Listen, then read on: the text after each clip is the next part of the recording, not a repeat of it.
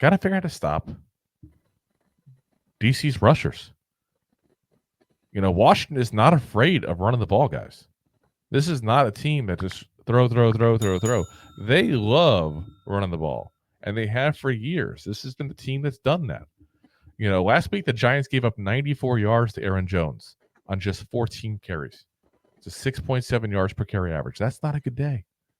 No, I mean, not to toot our own horns as well. That's actually been better than what we've done in the past, but it's still not a good day. Like, no, that's bad. Like, there's no end for buts about it. Like, yeah. If you average 6.7 yards per carry per average for the season, you're probably, one of the better running backs in the league. And I don't mean like top 10. I mean top 5, top 3. I mean, not top 1. I mean, that's a large average. Yeah. Well, I mean, Aaron Jones is not Aaron Jones of Aaron Jones' past, if you will, but like he's last week. He's one of those running backs he's getting up there in years. So what's he, 29? This point, 29, yeah. But he's one of those receivers. Like he's been in the NFL for 7 years at this point. He was a 7-year veteran as Green Bay, went over to Minnesota. Yep. And he's played well for Green Bay, and he's catching running backs. So like now we're going against the DC running backs. So there's a few of them back there. Their names you've heard of, guys. Brian Robinson Jr. is a guy we've been playing against the last couple of years there. Week 1 against the Bucs, he had 12 carries for 40 yards and 1 touchdown. Obviously, that's not a great yards per carry average. Doesn't take a genius to figure the math there. Austin Eckeler had only 2 carries against the Bucs for 10 yards. Again, doesn't take a genius to figure out the yards per carry on that one. That one, if you don't know, you go back to school. School did not do you any good. The big runner really in that game was Jaden Daniels, 16 carries, 88 yards. Really stiffer because he was running for his life. He was running for his life, exactly. 16 carries out of your quarterback. That's a lot of carries, guys. But we want to talk more about the running backs themselves. I mean, Robinson's treated like a workhorse back, basically. Always has been since he's entered the NFL. But his production's never been amazing. But he's still been a steady 4 yards per carry average guy basically his whole career. So he's not the guy that you sit there and build your offense around. But he's the guy. Yeah. He's the perfect run out the clock, short yardage back kind of guy. Like that's what I feel like. The Walmart version of Derrick Henry. Oh, I wouldn't even go that far. I'm not as big a fan of his game personally, only because I feel like he's never going to have the big play, and big plays are what makes a difference in a game. I mean, Derrick Henry's going to have the occasional 25, 30-yard gain at that point. At least in his heyday, we'll see about this year now. That's what I'm saying. Walmart. I know. I'm just saying there's a big difference. He's not rolling back prices that much.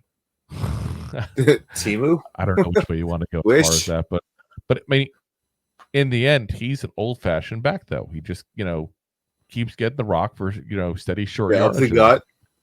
So you got Austin Eckeler then.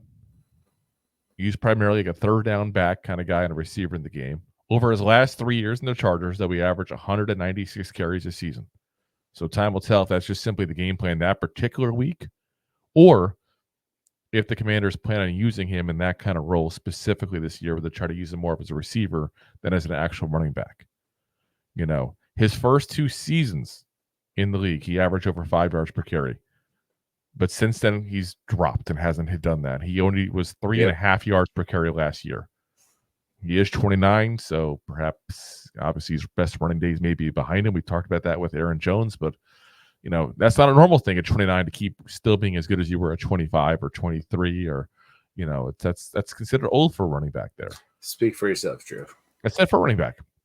But he also last year had a high ankle sprain in week 1. So it caused him to miss 3 games. So perhaps that was part of the reason for his drop, because the injury can be a tricky one that kind of lingers throughout the season there. I think no matter which case is the honest one, as far as either him slowing down because of age or the injury being something that really affected him a lot last year, I think the injury had to at least affect him somewhat, because he also had his lowest catch percentage in his career. He also had his lowest receiving yards per game since 2018. So it was definitely a bad year for him compared to his previous years. This is a guy who still hit 1,000 yards total, by the way, last year, guys. It wasn't like he had a poop year. It's just not as good as the guy who's done 1,300 to 1,600 yards a season consistently for the last 5-6 years. Yeah, it's also the case of not just look at the player, look at the team overall, because they just all played like poop. They were coached like poop, and there was a lot of hopes of that team to play like, I guess, confetti cake, but they played like poop cake. Poop cake. That sounds gross. That was meant to sound gross. I could use diaper cake. Yeah. Smeared diaper cake. So, like I said, we'll see what happens. Like I said, the biggest one that I'm concerned with as far as the runners, and he's not a running back, he's the quarterback, is Jaden Daniels. That's the wild card. We talked about the issues with him a moment ago. Suspect line, not the greatest wide receivers. Like, this is a guy who I expect to be under fire all season long. And I think this game especially should be, again, we have 2 pass rushers that are supposed to be like elite pass rushers, at least as a duo. He's already shown he's not afraid to run when things break down. This is one of those games, again, I said I like to see a QB spy to kind of stop him, but I'm kind of curious to see what the Giants do overall against him, because we didn't face a mobile quarterback last week. And that's something the Giants have had issues with at times. So it's an interesting challenge, that aspect of it, because you don't see that all the time. But we're going to see it a couple times this year, obviously.